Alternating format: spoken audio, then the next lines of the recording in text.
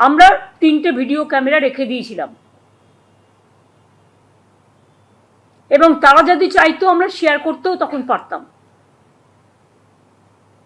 Supreme কোর্টের permission নিয়ে।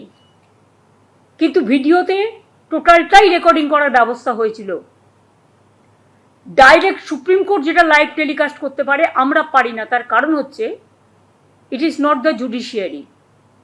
আর যখন একটা বিচারের ব্যবস্থা, highest supreme court, highest judiciary,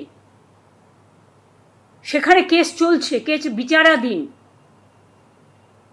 এবং কেসটা সিবিআই দেখছেন, আপনারা জানেন তারা লাইভ করতে পারেন কিন্তু মিডিয়া পর্যন্ত মিডিয়া ট্রায়াল করতে পারে না, সেফটি সিকিউরিটি এবং কেসের ব্যাপারে আলোচনা করতে পারে না।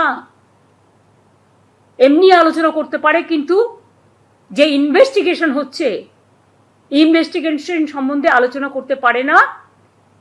এটা বিচারের রায় আছে।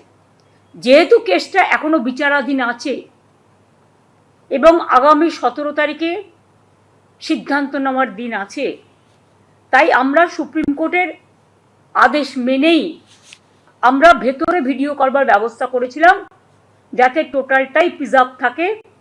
দরকার হলে আমরা এটা তাদেরও দিতে পারতাম, কোর্ট চাইলে কোর্টকেও দিতে পারতাম। আমরা ভেবেছিলাম যে আমরা 5:45-এর মধ্যে ডেলিগেটসদের আসতে বলেছিলাম, 4:45, যদিও তারা অনেকটা দেরি করে এসেছিলেন, তাতেও আমরা কিছু মাইন্ড করিনি, কারণ এটা ছোট বড়োর মধ্যে ব্যাপার নয়, চেয়ারে চেয়ারে ব্যাপার নয়। আমি মনে করি মানুষকে কেয়ার করাটাই আমাদের বড় ব্যাপার। আমি আজকে প্রেস করতে গিয়ে প্রথমেই বলবো, আমি যেটা ঠিক করেছিলাম, নির্যাতিত তিলোত্তমার ব্যাপারে আমরা একটা শোক প্রস্তাব নিতাম। আজকে সীতারাম ইয়েচুরিও মারা গেছেন, সেখানেও আমরা একটা 1 মিনিট কন্ডোলেন্স করতে পারতাম।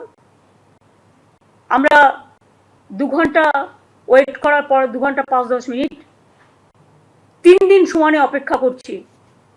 আমি জানি বাংলার মানুষের একটা আবেগ আছে, বাংলার মানুষের প্রথম থেকেই সহানুভূতি আছেন নির্যাতিতা বিচার পাক তার জন্য, তার পরিবার বিচার পাক তার জন্য, এবং আমি নিজেও মিছিল করেছি, আপনারা দেখেছেন। আমরা সবাই তাদের পরিবারের সাথে একমত, সিবিআই তাড়াতাড়ি বিচারটা করুক